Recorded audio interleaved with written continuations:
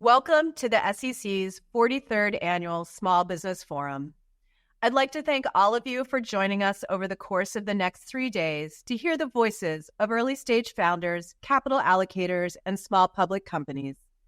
I'm excited to be here as the new director of the Small Business Advocacy Office and to play a role in this important commission event that brings together the small business community, the commissioners, and other government and thought leaders. Before I say much more, on behalf of myself and my colleagues here at the SEC, I want to make clear that the views expressed today are each speaker's own, in my case, in my official capacity as the director of the Small Business Advocacy Office, and do not necessarily reflect those of the Commission, any of the commissioners, or any of our colleagues on the staff. While I wish I had put a nickel in my savings every time I heard it, it nonetheless remains true that small businesses and their investors are vital to our economy, no matter their life cycle stage. For instance, did you know that small businesses created over 43% of U.S. GDP last year? Or that women owned or co-owned almost 45% of non-employer small businesses? That's 11.5 million firms, and almost 40% of employer small businesses, another 2.1 million firms. And were you aware that over the last 10 years, diverse businesses have created over 4.7 million jobs? How about the fact that small businesses accounted for 54% of employment in rural areas? Or that small public companies raised $4.6 billion in registered offerings from July 2022 through June 2023? Over the course of the next 3 days, I'm excited to hear from leaders who have personal knowledge of the issues facing small businesses and their investors. We will have the chance to learn firsthand from one-on-one conversations with those who have lived the small business experience and survived to tell the tale. We will also engage with panels of individuals from the small business community who will share their insights and takeaways, and you in the audience will have the opportunity to ask them questions. Today's focus will be on amplifying the stories of early-stage businesses, including conversations about barriers to entry for underrepresented founders and bridging the wealth gap. Tomorrow, we will open the dialogue with investors on their role as capital allocators and some of the challenges that emerging fund managers face. And we will address broader questions like private market liquidity. Finally, on day 3, we will catch up with the folks in the small public company space and get insight on initial public offerings, research coverage, and other pertinent topics. The goal of the SEC's Small Business Forum is to bring together a multitude of voices from the public and private sectors with different ideas and perspectives on capital raising. Over the course of this year's forum, we will have the opportunity to listen to insightful remarks from our commissioners and learn from our presenters as they share their stories. But we also want to hear from all of you about your experiences, suggestions, and questions. The voices of the small business community provide insight into the journeys that entrepreneurs and investors undertake as they navigate the various capital raising pathways. These stories can motivate us to think and consider ideas in a different way and appreciate narratives that are distinct from our own. I suspect that many of you in our audience have your own stories to share about capital raising or questions you are pondering. I encourage you to amplify your voice by posting questions and comments in the chat. In addition to fostering learning and growth through conversation, a goal of the forum is to provide an opportunity for the public to shape recommendations to the Commission and to Congress regarding policies that affect capital formation for small businesses and their investors. We have already heard from some of you about proposed policy recommendations, but we want to hear from all of you. If you have not yet shared your ideas, there's still time to submit your thoughts through the submission portal, or you can email us at smallbusiness@sec.gov. Then, at the end of each day's panel, we will invite you to vote to prioritize the policy recommendations to send to the Commission and Congress.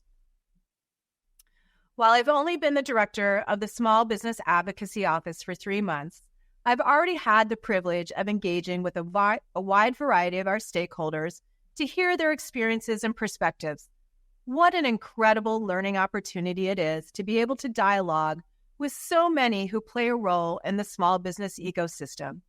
I look forward to continuing my journey as the director and connecting with many more of you in the months and years to come. And in this journey, I will be joined by an outstanding team. It is hard to quantify the amount of passion, time, and effort it takes to host this event, and the dedicated team in our office does so with quiet perseverance. I would like to thank Amy Reischauer and Kim Didwoody for leading the charge, and the rest of the team for all of their support, including Jennifer Brady, TJ Collins, Julie Zellman-Davis, Pablo Echeverry, Courtney Hazley, Sarah Kenyon, Sheen Mucci, Vicki Porter, Jenny Regal, Malika Sullivan, Todd Van Leer, and Tynese Wilson. Now, I'd like to introduce and welcome Chair Gensler to the Small Business Forum to share his insights and perspectives. Good afternoon, and thank you, Stacy, for your kind introduction. As is customary, I'd like to note that my views are my own as chair of the SEC, and I'm not speaking on behalf of my fellow commissioners or the staff. Stacy Bowers, thank you for joining us in January as the new director of the Office of the Advocate for Small Business Capital Formation. We are excited to have you as part of the SEC's team advancing our important work on behalf of small businesses and their investors. Well before you joined, back in 1980, Congress directed the SEC to hold an annual small business forum so that the Commission could hear directly from small businesses and their investors about the unique issues that they face. And today, I'm pleased to welcome you to what is the SEC's 43rd annual forum. Now, I grew up in a small business household. In fact, my grandparents on one side opened and ran a grocery store, and on the other side opened and ran a bar, both in Baltimore, Maryland.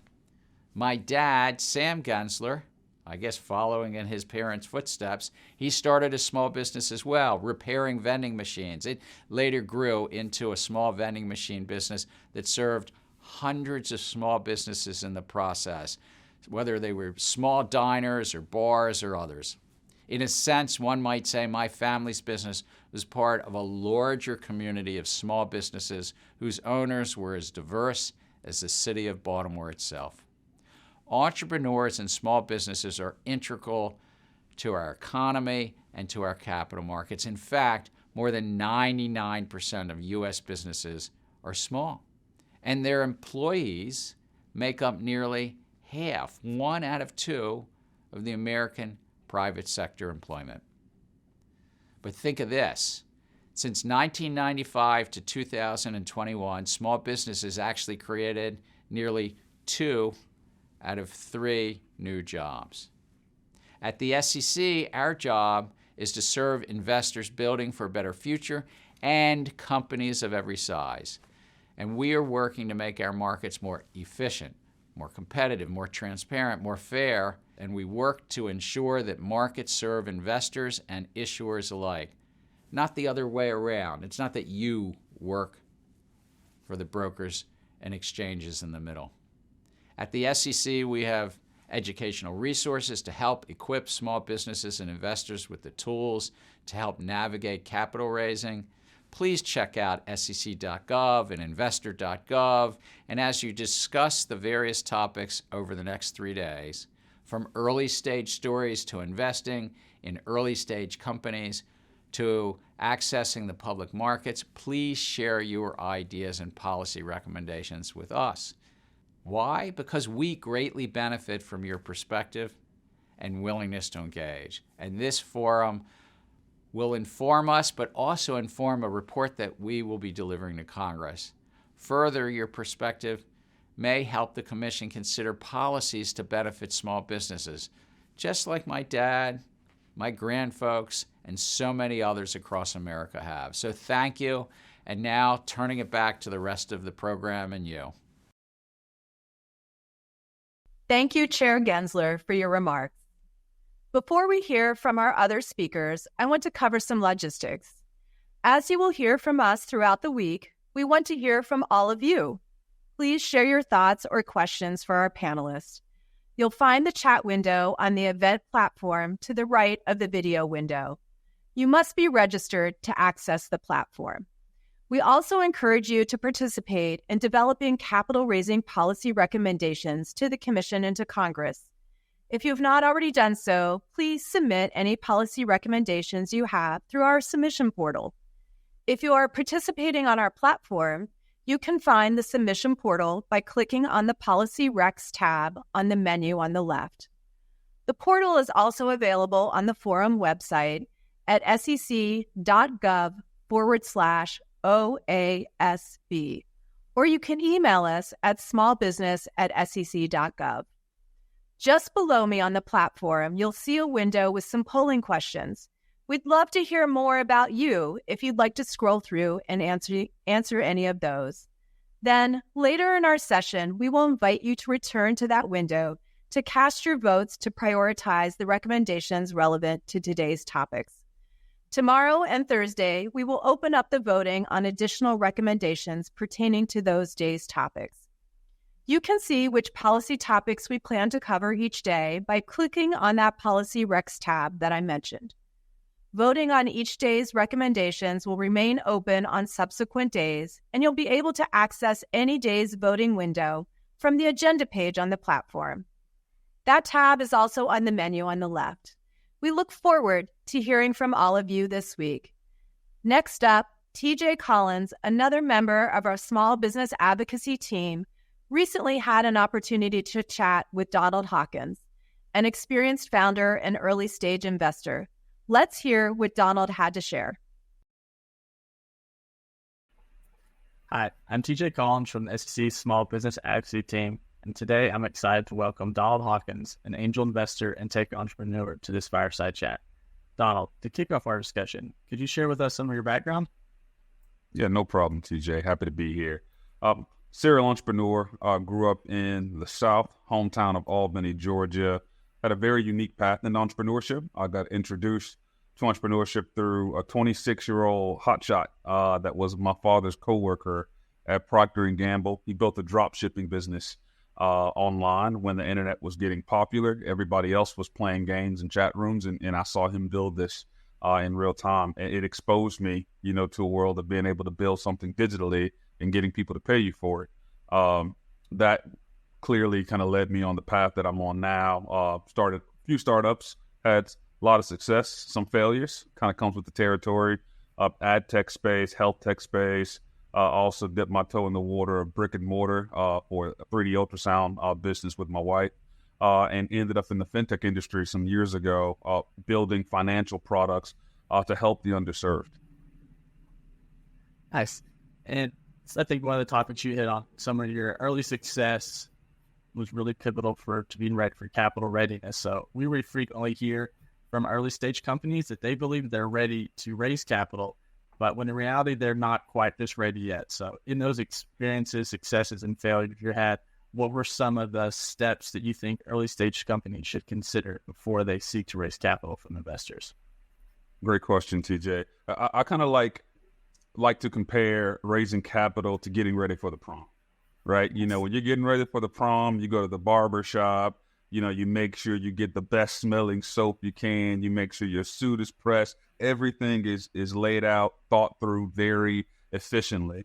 When it comes to your startup, you got to think about it the same way, right? Do you have the type of business that is investable? Do you have the team members and the skill set to do the thing that you set out to do? Are you solving a real problem? Is there a real problem that you're solving? Is the solution that you're recommending really a lasting solution to the problem that you aim to set out to fix? And more so, is it something that also has a moat? Are you the person, and is your team, fit to build the product that you're looking to build? Phil, a lot of companies, many of us earlier, we have the idea, we have the grit, we have the willingness, but we're missing a lot of those pieces. So one of the things I always love to recommend to entrepreneurs is make sure you pass the prom test. Like, is this something you would date? Like, you saw this idea, do you answer all of those different things that you need to answer for capital partners to say yes? Many times it's no. And I can be the first to raise my hand, having developed many ventures, thinking, hey, this is something that I'm pretty sure people will buy, but I didn't check off all the boxes. Maybe I didn't really have the skill set that was necessary. Maybe I didn't really think as much about differentiation or a moat in the market, what makes me different. Maybe I had some of the skill sets necessary, but I didn't have the team around me that would help cover all of the things needed. Venture capitalists, angel investors, capital partners, they always think about risk. They know it's risky to invest capital into startups and operators, but they want to de-risk it as much as possible. The more of those boxes you're able to check as an operator and an entrepreneur, the less risk they feel they take. Yeah, that's very helpful. And like it mentioned at the beginning, it sounds like when you first started your initial startup, you had a great mentor. So using that experience and that kind of framework, we also hear how important mentors and coaches are to entrepreneurs like yourself. Even though you're on the experienced entrepreneur side now, for early stage entrepreneurs, do you have any advice on how they can find and connect to these key advisors? For sure. The number one thing I like to let entrepreneurs know is that when you see somebody that you want to work with, find a way to provide value before you ask for something, right? It's really easy for us to send that LinkedIn DM, hey, Mr. or Mrs. X, I'm an entrepreneur. I want to build this. I love this other company you built. Can you help me out? You have to think about all of the things that person is dealing with. Are they an investor? Are they running a company? They likely have a family. Do they have kids? It is very rare that people have extra time available to help. You're typically taking time from something else. So I always like to advise people to find a way to provide value beforehand. And it could be simple ways to do that. It could literally be follow the person on LinkedIn, respond to their post, give nice emojis, give meaningful content. If they are promoting an event or a book, share it on your channel. Follow that person. Let them see that, one, you see value in them, but you also don't mind giving your time, some of your resources to help promote them as well. Makes it a little bit easier. The other thing, too, is to make sure that you're ready for the mentorship, right? Time is a very valuable asset, and folks who get busy really see that more than most. So when you come to them, are you ready for their level of mentorship? Are you too early? What research have you done before you reached out to them? But I think the main takeaway is always find a way to give more than you take. And it's easier early in the process where you feel like I don't really have much to offer. You do. You have your time, your resources, and think that you can provide to people as well. Lastly, break out of the shell of thinking that everything can be done digitally. That might mean sometimes hopping on a flight, go to a conference, meet the person that you feel could be a great mentor for you in person, shake their hand, right? You have to also put yourself out there so that they can also see value in taking their time and investing that in you. Yeah, that's great insight, especially getting on the ground. And speaking of that travel, I think what's unique about your story, you have a lot of experience raising capital in the South and the Midwest.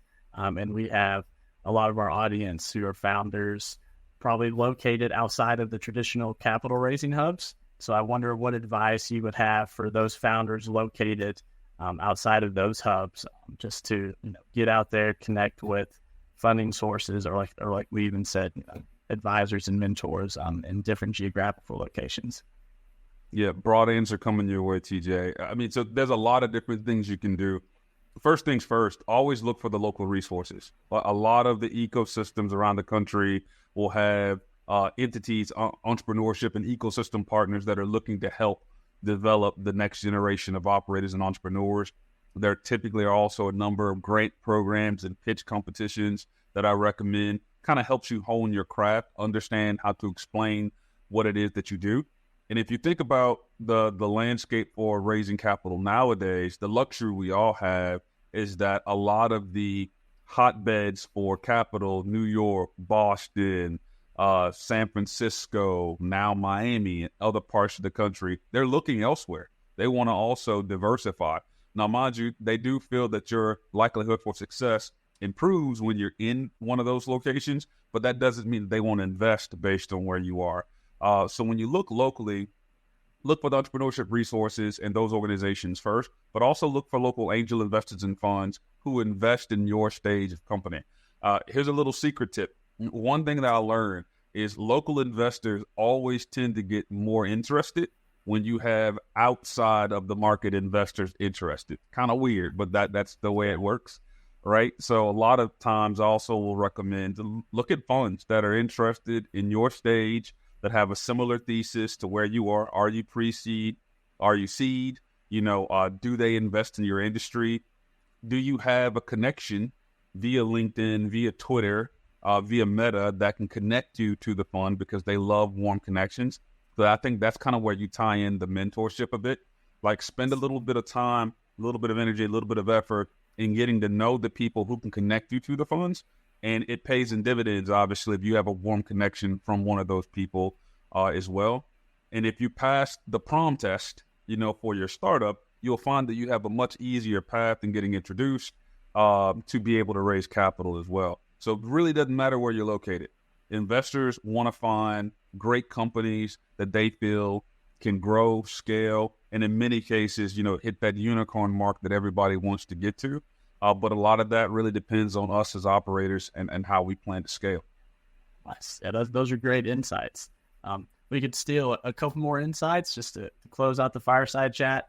I was wondering if you had any more secret ideas or great analogies like getting ready for prom, just so the audience can carry away from today's session. Maybe even just a lesson you learned early on that you wish early stage entrepreneurs knew from the get-go. Yep, no problem. I think a tip, when you think about raising capital, there's the standard pre-seed stage, which is technically you forming your company, getting validation. Seed stages, you got some early validation. Now you really want to put a little fuel to the fire to see if it has the opportunity to scale. Series A and beyond, typically, you're building what seems to be a viable business, but it becomes a little bit more efficient just based on the numbers and being able to grow. I always like to recommend to founders, make sure that you try to position yourself to be a heavy pre-seed company versus a light seed company. What does that mean? Is it possible for you to find distribution partners, to develop wireframes, to get early customers paying you so that when you meet investors, meet capital partners, now they're thinking, wait a minute, most pre-seed companies that I meet, the idea is on the back of the napkin. There's no team established. They're not even thinking about distribution partners. But now I'm meeting with this other company. They have distribution partners lined up. This company has letters of intent saying, hey, when we build this product, I'm interested in buying, this product. They have a customer list that's waiting to test the product. Now, all of a sudden, this feels a lot less risky, for me as an investor. Position yourself one stage below so that you can be heavier pre-seed. Same thing on the seed stage. That seed stage, typically you're really starting to figure things out.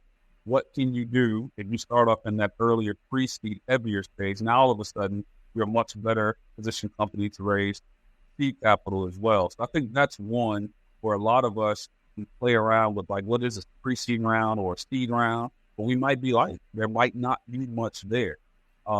Especially for underserved founders, right? We typically don't have the same level of access, to skilled team members to join us early in the process or distribution partners early in the process. So we have to be able to find things that make our products and ventures less risky. Awesome. Well, I appreciate your time today. Those were all great insights that I know everyone will appreciate and use in their experiences. So like I said, thanks for spending time with us and sharing all your insights today. No problem. Glad to be here. What a great conversation TJ had with Donald Hopkins. Donald really provided some useful ideas on what founders should consider when deciding whether they are ready to raise capital, as well as how to connect with potential mentors. I loved the prom date analogy. I'd also like to thank Chair Gensler again for his warm welcome and thoughtful remarks, as well as echo his encouragement for attendees to share their voices and perspectives. With that in mind, if you're watching on the platform, please answer the polling questions that you'll find just below the video. You may need to scroll down to find the window, and remember to head back to that window later today to participate in ranking the priority of the recommendations at the end of the session. If you are watching on the SEC.gov webcast, you won't see the features like polling, nor will you have the ability to vote on policy recommendations. If you'd like to be able to participate, we encourage you to register for the event so you can get the link to watch on the platform. You can find the link on the SEC.gov homepage, scroll down about halfway to the spotlight on the SEC's 43rd Annual SBF, and click over to the forum webpage where you can register. If you need technical assistance, you can email us at smallbusiness@sec.gov. Now, I'm really excited to hear from our two panelists today. They both have great experiences to share as founders of startups and insights into lessons they have learned along the way. With that, joining us today from Oklahoma, Erica Lucas, CEO at Stitch Crew and general partner at Best Her Venture, and from Oregon, Jessica Murray, CEO, co-founder at Wicked Saints Studios. Hi, Jessica. Hi, Erica. I'm going to ask each of you to introduce yourselves because I know you're going to do it better than me. So if you would tell us a little bit about who you are, a little bit about your story, that would be great. And Erica, start us off. Yeah, thank you so much for having me. It's a pleasure. So a little bit about me. I'm actually originally from Mexico, born and raised. And I was born into a family of bootstrap entrepreneurs that started businesses not because it was cool or sexy, but to be on the cover of magazines. They didn't romanticize with the concept of being an entrepreneur. They did it as a way to provide for our family. And then when I was about 13 years old, I actually migrated to the United States with my single mother and sister.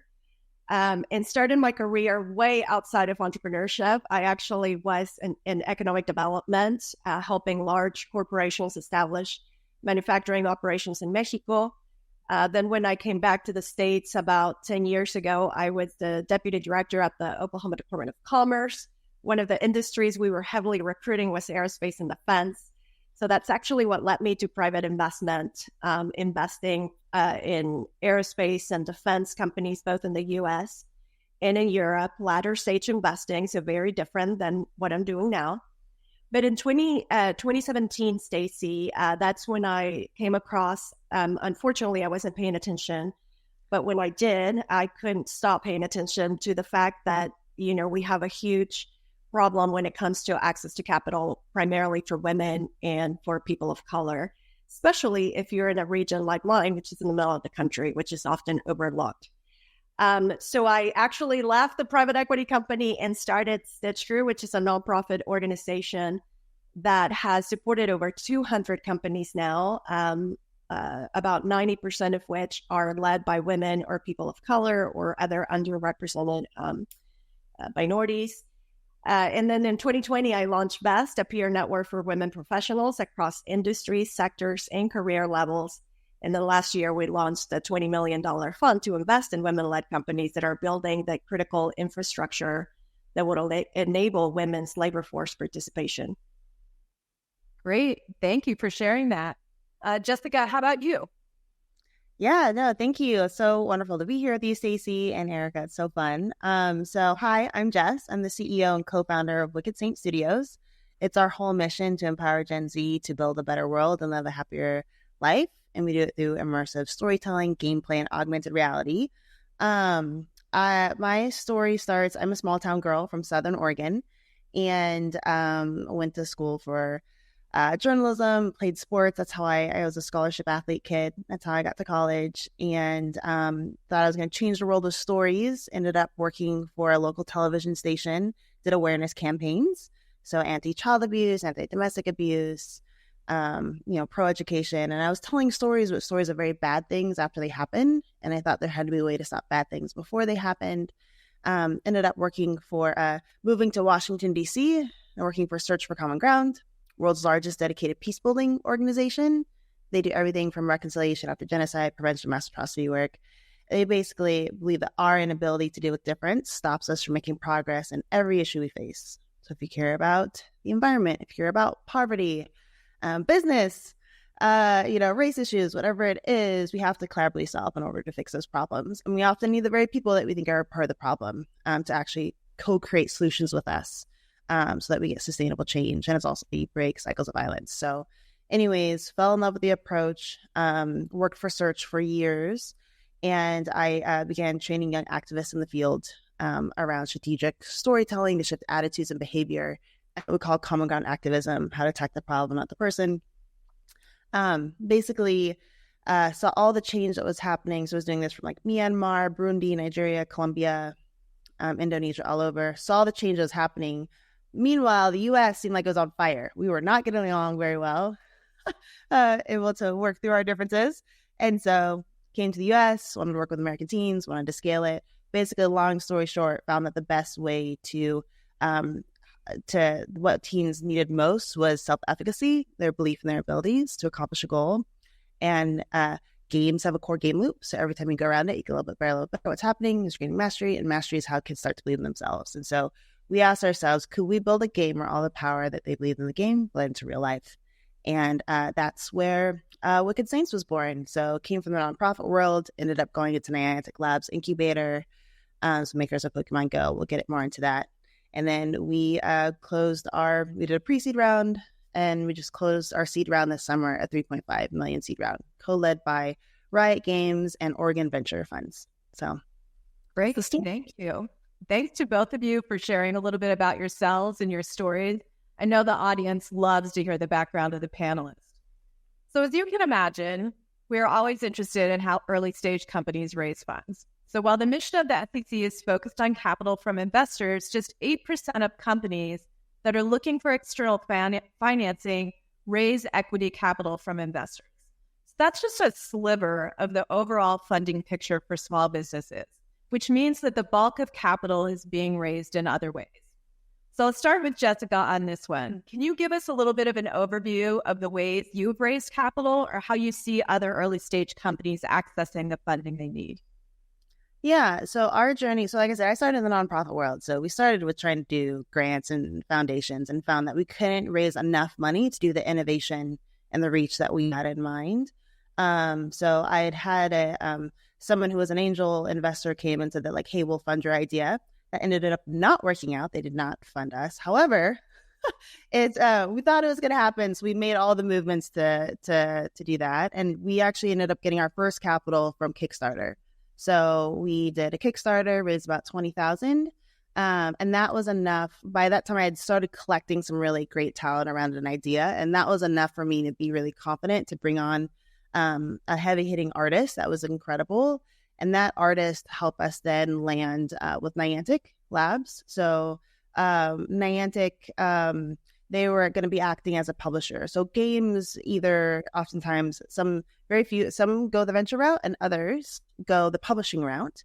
And so we were going to try the publishing route. And so what that meant is that they were going to pay us an amount of money to build a game, and then we'd get a small amount of royalties when that game went live. So it would be like 5 to 15%. It was going to be more like 5%. But I made a deal at the beginning that I said, hey, listen, if you don't want to move forward with our game, this is a story I've been working on for a while, we get it all back if you decide not to move forward. And so that was pretty rare. A lot of times publishers, if they shut down, you shut down and they own the IP. They greenlit us a couple stages and then decided, no, we're not going to move forward. And so that amount of money was non-dilutive, and it acted as it was enough for us to get our prototype. We used our prototype to get our pre-seed round that was led by Precursor Ventures. Charles Hudson's probably one of the most amazing VCs out there. And so he was our lead investor. We got a couple amazing angels on because I didn't have a lot of I didn't go to Ivy League school. I didn't come out of Riot Games, or EA. And so we had to get a few really credible angels on board.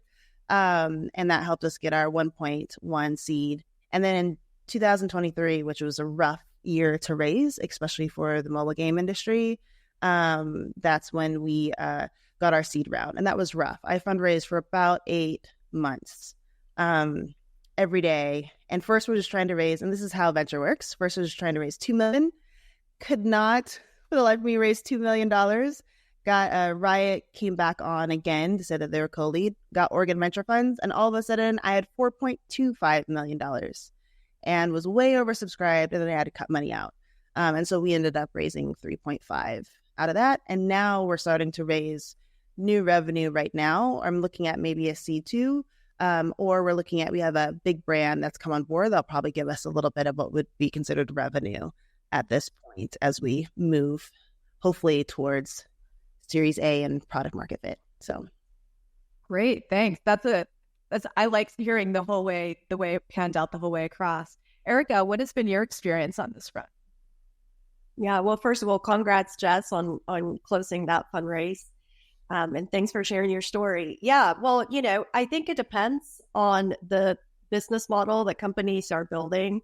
But throughout all the companies that we've supported, both as Stitch Grew and Best, I would say that in the pre-seed and seed rounds, angel investors are more prone to investing that early stage. I also see very early stage entrepreneurs, particularly women, particularly people of color, taking advantage of pitch competitions, local and regional grants, philanthropy grants that are earmarked for early stage companies.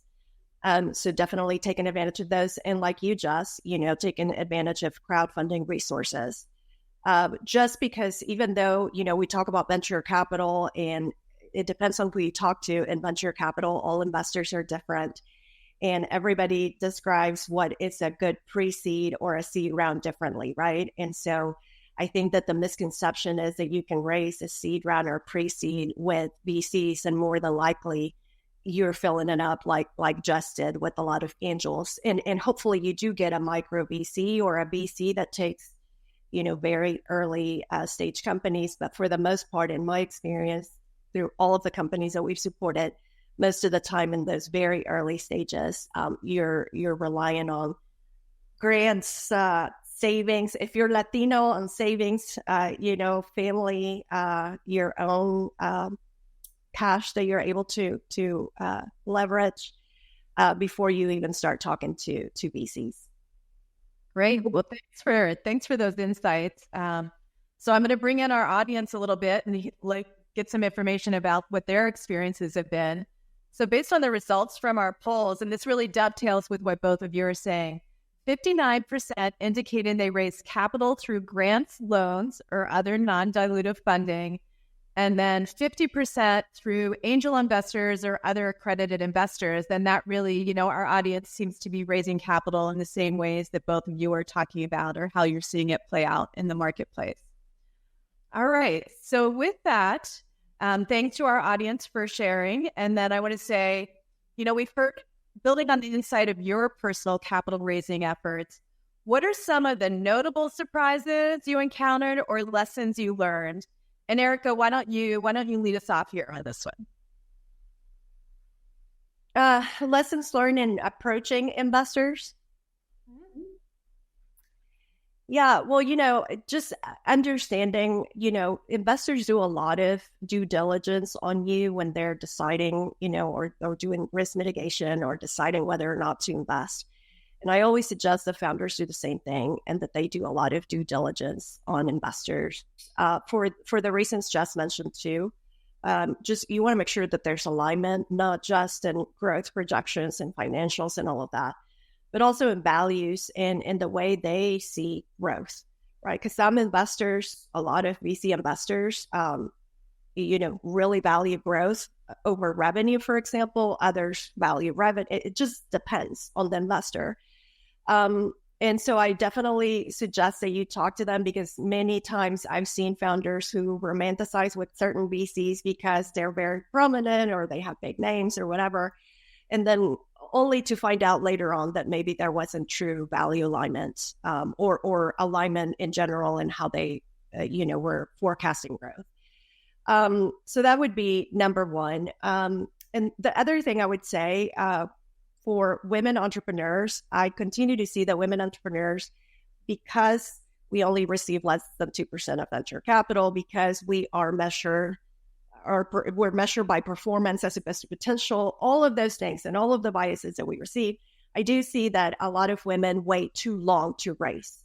They think that they have to be perfect, or if I can just get to this revenue, or if I can just get to this.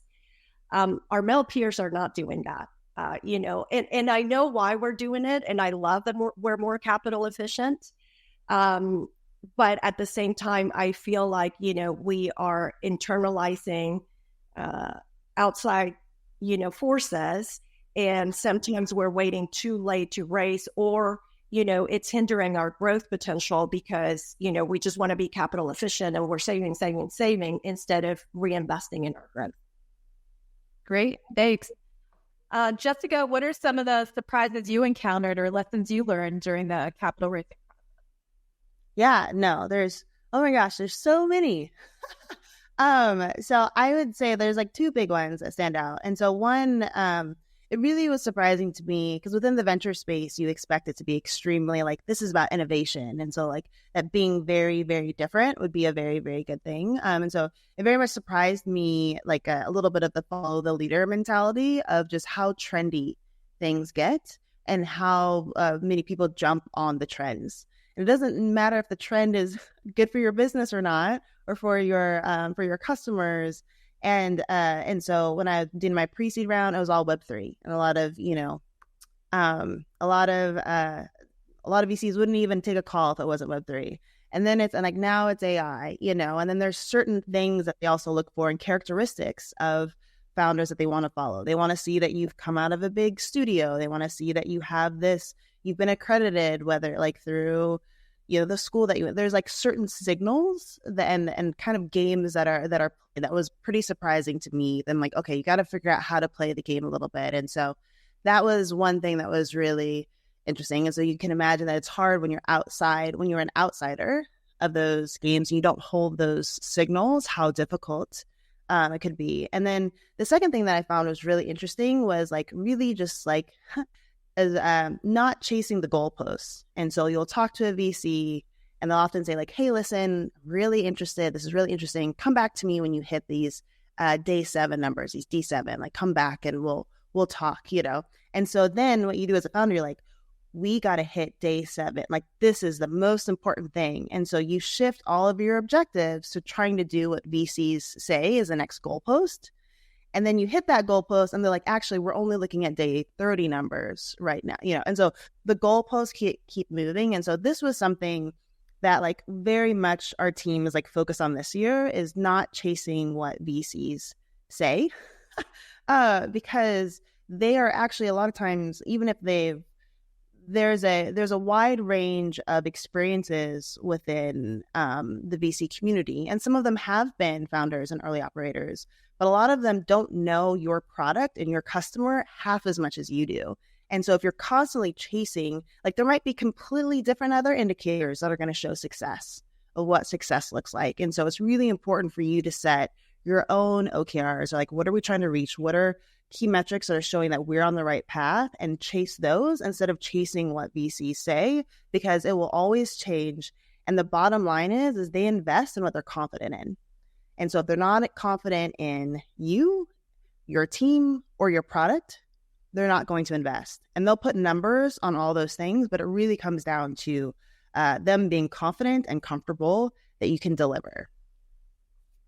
Great, thanks. So one of the things our audiences shared is that they find having networks and connections is one of the biggest barriers to accessing capital. Can each of you speak to like your thoughts on that issue? I'll go with Erica first. Yeah, I mean, we can spend hours on this, right? But yeah, I think the whole story that we hear often on mainstream media that, the lone wolf, self-made founder, it really is just, it makes for a great story, but it's not real, right? I mean, most of the, first of all, nobody builds companies alone. You're going to need investors, you're going to need employees, you're going to need customers. So we really need to shift away from that, from romanticizing and putting, whether it's investors or entrepreneurs, on pedestals, and really look at it like, from a broader perspective. But yet when you're building a company, I would say, we talk a lot about access to capital, but I would say it's access to networks, right? Because those networks can give you access to potential investors, to capital allocators, community banks, customers, pilot opportunities. But not everybody has access to those, especially if you come from a completely different background, like a nonprofit or, something that's completely different from the entrepreneurship role. So I think the gentleman that spoke earlier, Donald, I think talked about, really relying on local resources and local entrepreneurship support organizations that are creating the environments for founders to network with one another. I think building the network with other entrepreneurs is first and foremost the most important thing you can do. If anything else, to share the stories like Jess is just telling us, we learn more from other people that are going through the exact same thing that you're going through. And then you can also meet investors and meet community leaders, business civic leaders. Everybody can bring a little bit of value to your company. So, not everybody has access to those, but I think you can find opportunities through local and national resources to expand those networks. Great, thanks. Just anything you want to add on to that? Yeah, I completely agree. It's the people behind you. You're seeing me here now. There's like 50 people behind me, which is why I'm here, not even including people that laid the groundwork for this. And I would say, I have been I'm a small town kid. Like I said, scholarship athlete, went to UNLV, go Rebels. That's it, in Las Vegas. No one was. So I think one thing that's actually really helped me is because of the peace building background. In peace building, it's more important to build trust, to get authentic human connection and relationship than it is to get people to like you. And so the objective, and I tell young people all the time, don't try to get people to like you, try to build trust. And that goes a really long way in building relationships. And I think this is something that some of my other investors are like, Jess, why do you think this works for you? And I think that's what it comes down to, is actually building trust and relationships. I had one person open the door for me. It was at my lowest moment when my other the investor that I thought was going to invest didn't come in. And I had met Van Jones, CNN and media person years ago. And I sent him a text after not talking to him for a couple years. And he was like, you know what? And told him the story. He's like, you know what? You're going to thank that person someday. And he opened doors for me. And one of the first doors he opened was at Andreessen Horowitz. And even though I was way too early to even that opened doors to other investors. And I pitched all of them and they all said no. They clearly knew that I had no idea what I was doing. The cool thing is I could go back to them later and make progress and go back, and they could watch the progress. And then they would talk and be like, hey, you really need to talk to this person.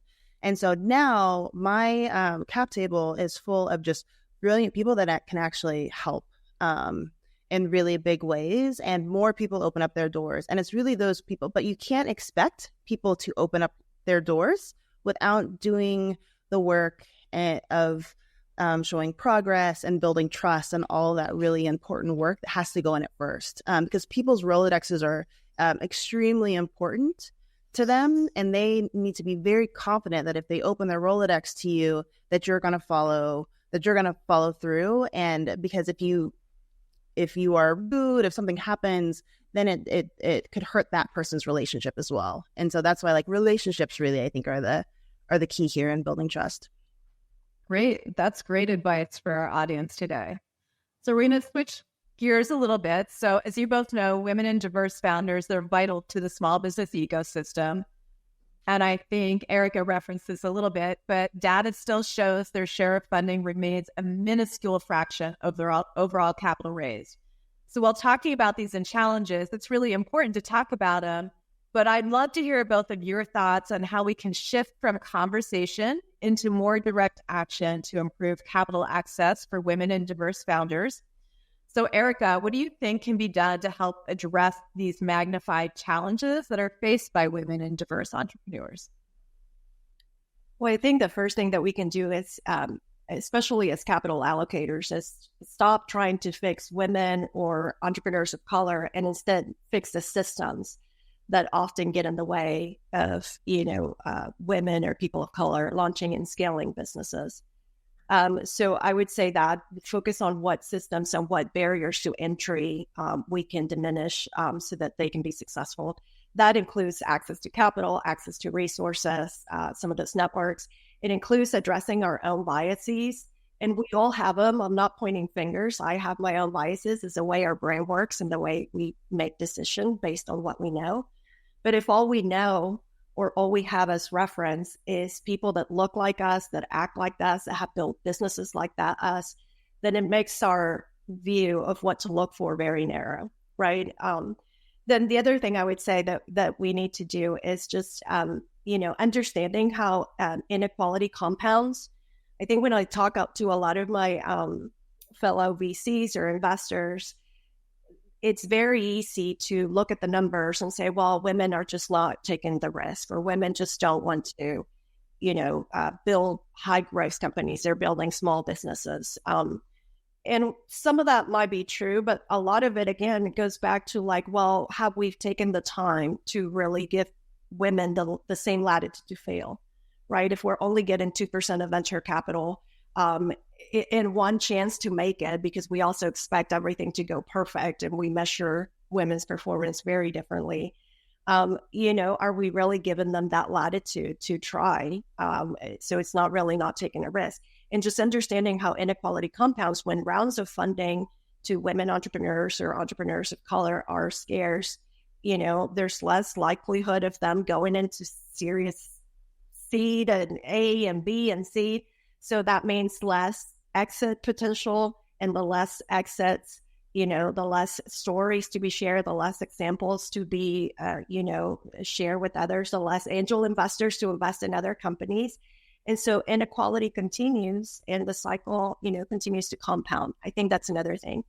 Last but not least, I would say we need to diversify who's writing the checks, right? I mean, less than 10% of investment professionals are women and people of color. And I'm just talking professionals, the ones that actually make decisions, because there's a lot of firms now hiring to check the boxes, but are those hires actually evaluating investments and making investment decisions? There's only 1.4%, right, of assets under management being managed by women or people of color.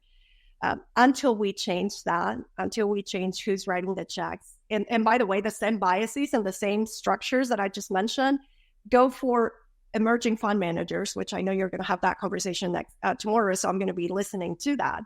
But we are, as fund managers, we're experiencing the same challenges, right? LPs deploying to emerging fund managers so that we can deploy into the areas that we have expertise or familiarity with. So anyways, those would be the things that I would address. Great. Thanks. Jess, what are your thoughts? Yeah, absolutely. Especially on the risk part, failure is how we learn. It's how we innovate. And I cannot afford to fail. There's been a couple instances where my husband, because I have to do more with less.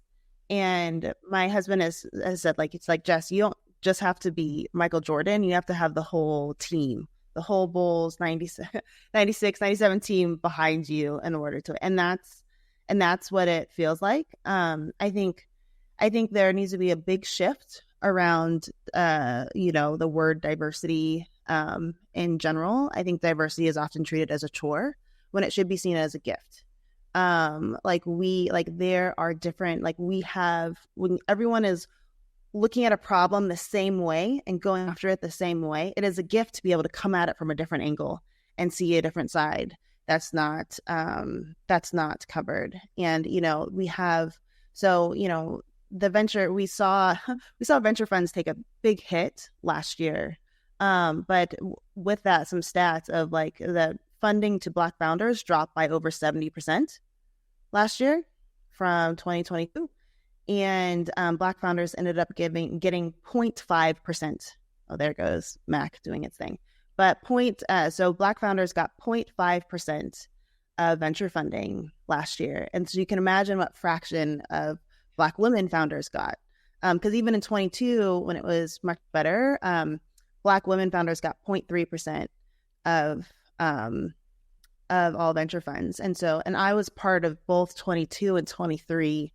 And I'm talking to a lot of Black founders, a lot of game studios, and no one's getting funded. I was the only one that I know that got funded last year. And so not only is there no risk capital, but it's hard to access any capital in general. I talked for these kind of recommendations of like what to do. I talked to my two women of color advisors that I have, investors. One is Kiana. She has Cap Table Coalition. It has like it's made up of like over 800 people of color angel investors. And she talked about risk capital, and she said, hey, like there are local and federal and state grants available for innovation and academia.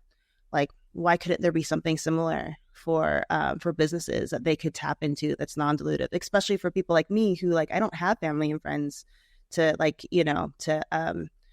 to go to raise. And so I think that would be really important. And then someone else, Valerie Redhorse, she established the first ever Native bank. And she had this whole thing. I think she actually submitted this idea that for nonprofits, and especially nonprofits that have tax status that are investing funds, to have either requirement or encouragement for their funds to go to BIPOC and color and women fund managers, because they already have government tax status, and so it could be a good kind of leverage to encourage that kind of thing. Because, like I said before, people invest in what they're confident in, and a lot of times our bias, which is an absolute head issue, it's not a heart issue as we talk about, it's a head issue. They don't know why, but they're just more comfortable and a little bit more confident in this founder in front of them than this other founder. And a lot of times that can be our background, that could be our hair, it could be our color, it could be the way that we talk. We don't have the right codes and signals to make that person feel comfortable. And that's why it's so important to have, to be able to have women and people of color be able to write the checks. Most of my cap table is I probably have 5 women investors, angels, and almost all of them are, I would say, people of color, Black men. I think I only have, do I have? Yep. I almost my whole entire cap table. That's who has chosen to invest in me. And so that's why it's so important. Great, thanks. Those are just amazing insights. And first, they highlight the challenges that women and diverse founders face. But I also appreciate that both of you put out some ideas there about how do we change from the conversation to making some actual progress on this front. All right, so I think I've got one more question for me before we turn to our audience. But you're both outside the traditional capital raising hubs. And there are lots of people who don't have the luxury of being in those hubs. And so we know that it can be more difficult in those types of business ecosystems when you're not sitting on the coast or places where it's a little bit easier. So Jessica, what are the challenges that you encountered when you were trying to raise capital in the Pacific Northwest? Do you feel like you were impacted by being outside a traditional hub?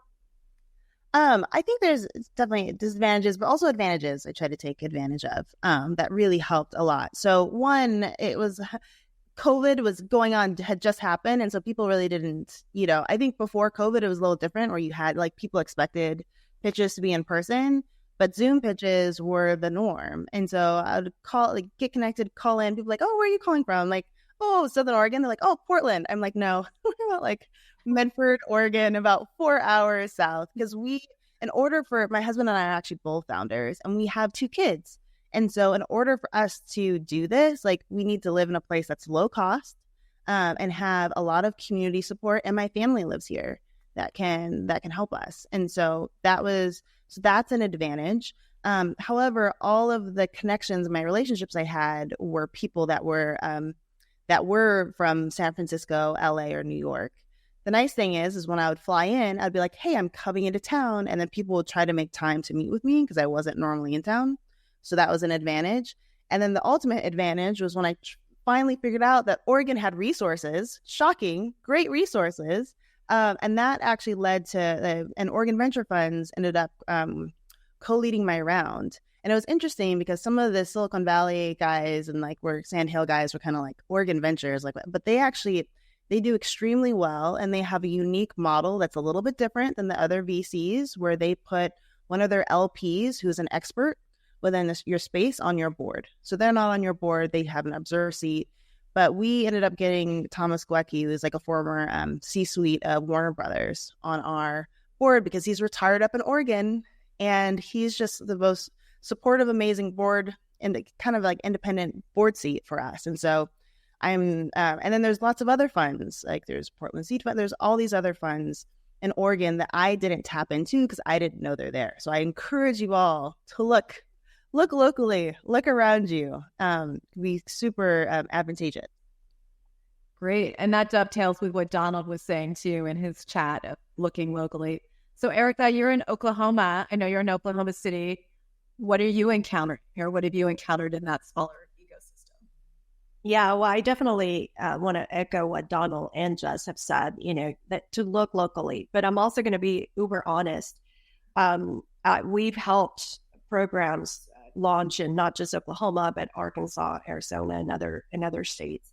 And sometimes, locally, we overlook our local talent because we want to import new talent or invest in the big startup or the big program first and move them here.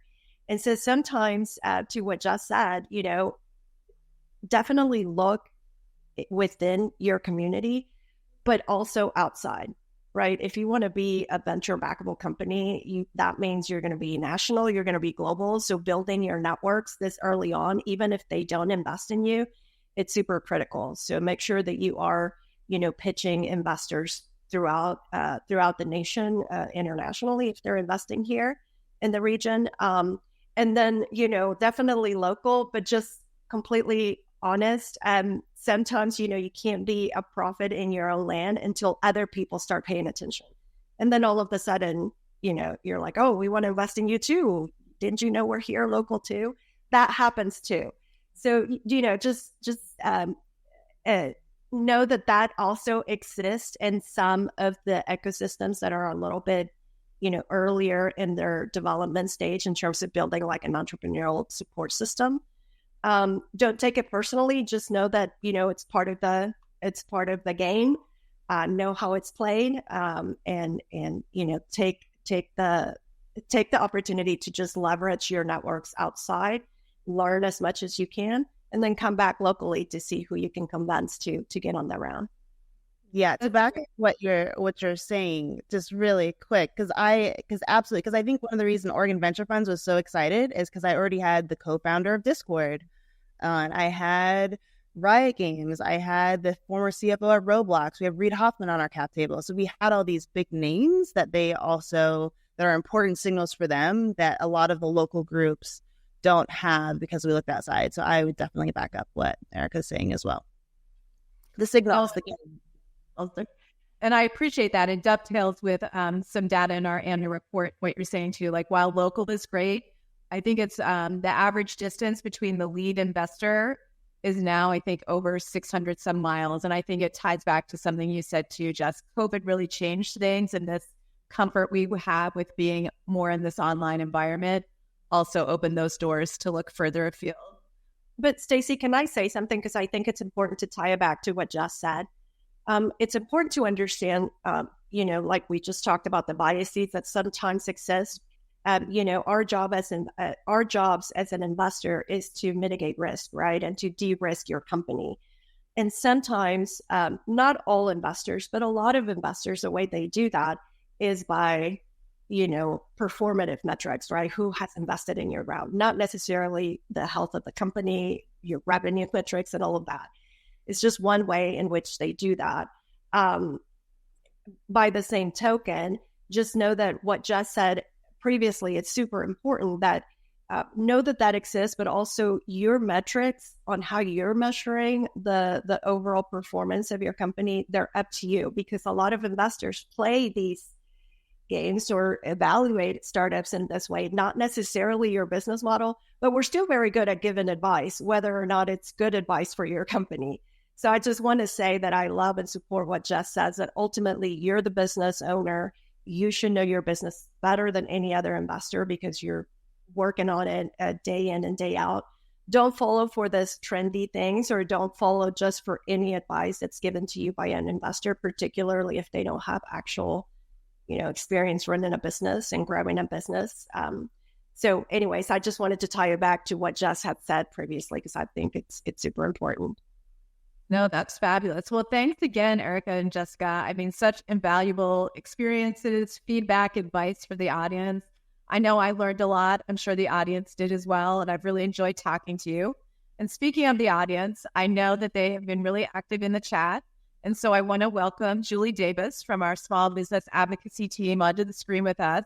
She's been monitoring the chat, looking at the questions, and she's going to start, together, but mostly Julie's going to start bringing in some of the questions. Great. Thank you, Stacy. And Jessica, Erica, I have just really been enjoying this conversation. And I can tell you that from the chat, the audience has been too. There's been a lot of back and forth, engaging, asking some questions, many of which you answered as you were going, even maybe without realizing it. But now is the opportunity, folks in the audience. If you haven't dropped in a question yet and there's something you want to ask these amazing panelists, please do so now. I'll do my best to try to bring them in live. We don't have a ton of time left, but we'll do our best.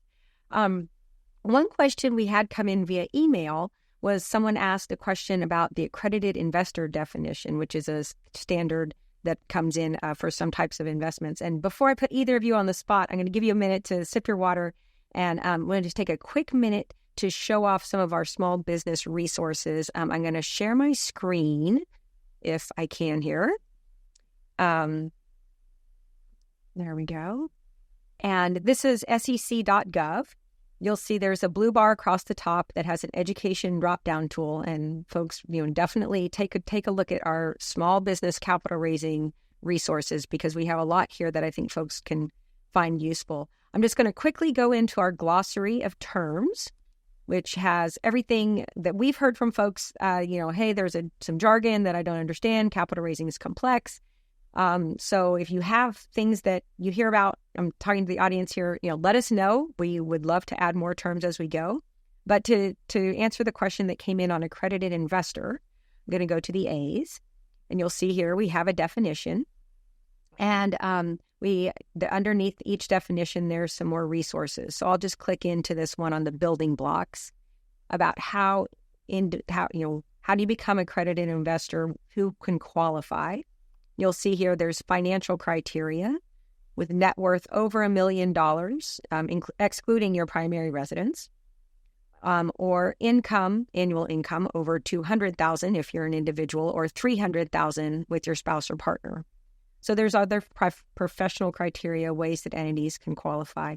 But we won't go into the whole definition, nor will I go back and read through the whole glossary. Just did want to make folks aware that we have these resources, and with hopes you'll check them out. But I'm going to stop sharing my screen now and go back to our panelists.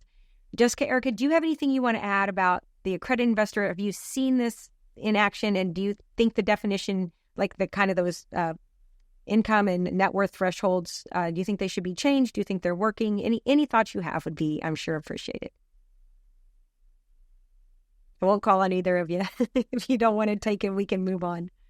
All I'll know is that they are different outside the U.S. Just to note that, because we had someone from London that wanted to invest. It was like a small check, like $5,000, and couldn't because they weren't. So definitely, if you have people outside the U.S. that want to do a check, just know that there are. I think there's a little bit of a higher standard here in the U.S. to be an accredited investor than there is other places. I would be curious to understand why. I think it'd be interesting. I don't know how Cap Table Volition does it, if everyone there has to meet that, or if that vehicle acts as the credible investor. I don't know. Do either of you know, anyone know that? Yeah, there are different exemptions that folks outside of the U.S. can use to invest in a private deal. So it may be that's what the investor you were working with was working under. I don't know the specifics, but I do want to. Oh, go ahead, Erica. I don't know if you were about to say something. I was going to add to the question, but finish your thought, Julie. No, please go ahead. I was just going to say to your question on do we have opinions on the matter? I will reserve my opinions for this chat because we don't have enough time. But I will say, that this is one of the challenges when we talk about the lack of investors, women investors, Latino investors, Black investors, Indigenous investors. Because when you compare the wealth gap, we're still generating generational wealth, right? So when you compare the wealth gaps that exist, there's a huge difference there. So I do think that we should, I understand why the standards were set to protect people. And I think that we should absolutely do that. There are bad players out there. But I do think that it's worth revisiting and just understanding the wealth gaps that exist and how we can, I think crowdfunding has done a lot in that area, but it's still limited, right, to platforms and stuff. So definitely think it's worth discussing, but probably not in this session. Excellent. Well, I appreciate you bringing that up because it is, the wealth gap is something that does weigh in here. And I won't ask this one to the panelists, but I did just want to raise that we did get some comments in the chat from Faith and Thomas about so-called finders who facilitate introductions between companies and investors. And this is something we hear frequently about in our outreach, the challenges that small businesses and their investors face due to a lack of certainty around what finders can and can't do without registering as a broker-dealer. So we received policy recommendations regarding finders, and this is a plug here now. If this is an issue that folks in the audience want to see addressed, please stick around to vote on prioritizing that rec and the recs that you feel, the recommendations you feel are most important. So, Stacy, do you want to take the next question? Sure. I'd love to take the next one, Julie. Thanks. Dustin in the chat shared his experience that fundraising is difficult. I know that both of you touched on that aspect as well, and I think most founders would express this opinion. Dustin also indicated that it is still difficult even with a strong company thesis and a strong team. Do either of you have any advice for Dustin on this front or advice for our audience in general? Erica, what are your thoughts? Well, I'm curious to see what Jess says, and she's the entrepreneur that has secure capital. But I would just say, right now, unfortunately, the market has changed. So it's always hard to raise capital, particularly when you're a woman or a person of color. So I guess there's not just it's a great time for us to raise. I don't think that exists. But it's particularly harder just given the market dynamics. Fund managers, particularly fund managers that are deploying into diverse founders, are having a really hard time raising. I forgot to add this to my, what can we do to change the systems? We need to get away from performative metrics when it comes to deployment of capital. Because in 2020, on the death of murder of George, there was a lot of corporations and a lot of LPs that put a lot of money towards funding diverse founders.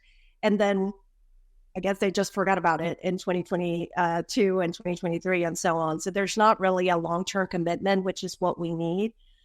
So I'm not saying that this helps you. I'm just saying that the environment is very tough for anybody raising. So what I would say is, what we've already talked about, talk to other entrepreneurs that are also raising, ask if they can make introductions, if they feel comfortable making introductions for you. Talk about what they're seeing in the market, what investors they met. A lot of times, I think entrepreneurs think that they should share investor lists. Forget that. Share list. There's a lot of pool of capitals over there. Think about collaboration more so than competition. So definitely talk to other entrepreneurs, share investor lists, ask for soft interest where you can, rely on local resources. There's a lot that you can Google nowadays. There's a lot of lists, public list out there of a lot of investors that are currently deploying. And to not waste your time when you do talk to investors, ask them, are you currently deploying? because there are a lot of investors that are still racing and they're just not in a position to write checks right now. You need to know that so you're not wasting your time, still develop the relationship, but you want to move on to the funds and investors that are actually able to write checks and meet your timeline. Great advice. What about you, Jen? Yeah, so second, everything that Erica says, it's super hard. It took me, like I said, 7-8 months to raise. And so I always had somebody on deck. So you just keep going until you get the, even like term sheets, keep going. like keep going until you got the money in the bank. And I always had somebody on deck. And what was nice is that I don't know where you are in your states of where you are, but I already had some investors from my pre-seed. So I tapped into all of them. All of them were reaching out on my behalf. I kept them very up to date monthly on what was going on, who I was talking to, how it went, who I was going to talk to next, and who I would like to talk to. And I just kept that cycle going, so that there was never a lull when I wasn't talking to anybody. And while you're doing that, if you have other people within your team, you need to keep trying to prove what you can prove. So you got to keep like any little thing that you can do on your product, like even if it's like just like marketing tests where it's like, hey, like we're seeing that like we've increased our marketing, like that's not like anything that you can do there is helpful because the numbers tell a story and your story is what's important. And then also work on your storytelling. Like, why are you the person that they should be and your team? Like, why are you guys the only ones that can do this thing? And be able to tell that story quickly and passionately. And I also think that has been an advantage on mine. I didn't go to school for business or anything. I went to school for storytelling, and it's helped a lot. So work on your story. I write mine down and make all the little ties. Because when you're talking to an investor, you want to make them feel inspired. You want them leaving that call with a smile on their face and feeling like work on your storytelling and like how can you tell a really powerful story on both you and your team, especially if you're early stage, and then move it into your product. And don't forget to follow up. A lot of the mistakes that I see founders make is that I'll talk to them and they're like, oh, well, how many investors did you reach out to? And it needs to be a lot. It's a numbers game. But then I will ask a second question. Did you hear back from them? No, I haven't. Did you follow up? No. You have to follow up because you have to understand these investors are getting pitched, by a lot of entrepreneurs. So you have to stay consistent. Get to the know, right? A lot of investors, like to be ambiguous and not really tell you yes or no. Try to follow up once, twice. But if by the third time you don't hear from them, then maybe move on. But just make sure that you're not just approaching an investor one time, and if you don't hear back, you just let go. Try to contact them at least 2 more times. Great. We're getting lots of great questions, including one on grants and pre-seeds. And we had a lot that came in earlier that I think you all kind of answered already from Havar and Lucas about getting more people of color as check writers.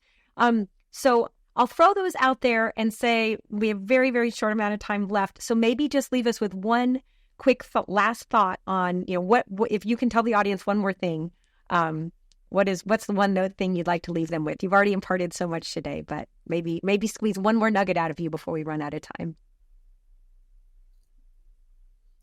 Okay, I'll go. It was interesting. I'm gonna do this, especially for I know I had a young woman of color ask me this and she was more on the creator side on trying to do games and all this stuff. And so I think it depends a little bit on what you're doing, but so she's like, hey, what do we do? And I'm like, if you're a person of color and you're trying to figure out, and anyone could take this advice, but specifically I get asked this a lot by young people of color, what do I do?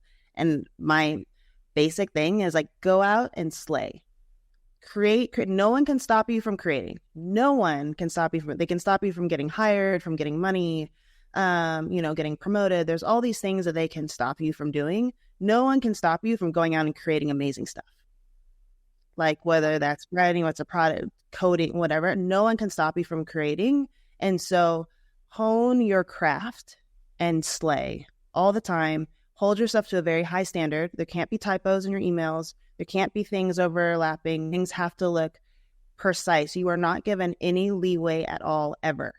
So you need to double check what you're doing, and you need to get on the top of your craft, and all of that is within your power. And so I hope this feels empowering, not threatening, but I hope it feels empowering because you hold the power to be able to do that.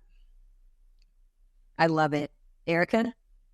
I would echo Jess's point. There's a lot of things as an entrepreneur that you can't control, right? You can't control how investors are investing, or if they're investing, or if LPs are funding the right, diversifying who's writing checks. But what you can't control is how you're running your company. And if you build a company that it's strong, that's sustainable, and you do the right things, investors will find you. They'll come to you. So just concentrate on the things that you can control. Talk about the problems, create awareness, but don't let them be a distraction for you. If you are fundraising, talk to as many people as you can. And I would say start with entrepreneurs. Great. Well, you two have been absolutely amazing today. I feel lucky that I got to listen in, and hopefully our audience does as well. And I especially appreciate you acknowledging the challenges as well as the positive, and leaving us with some hopeful messages. So just really appreciate you being here. And with that, I'm going to wrap things up on this side and turn it over to my colleague, Jen Brady. Hello, I'm Jen Brady from the SEC's Small Business Advocacy Team. I want to thank you for taking some time to spend with us today. It has been great hearing about the trends and challenges folks are seeing in the early stage landscape. I especially want to thank our speakers, Donald Hawkins, and our panelists, Erica Lucas and Jess Murray, for sharing their valuable perspectives. Join us tomorrow at 1 p.m. Eastern to hear from Angela Lee, Trish Costello, and Beto Payeras about the role investors play in supporting small businesses, and hear about their successes and challenges.